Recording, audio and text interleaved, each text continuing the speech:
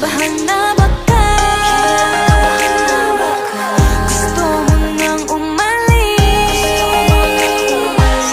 Hindi ko malaman kung paano sasabihin. Huwag mo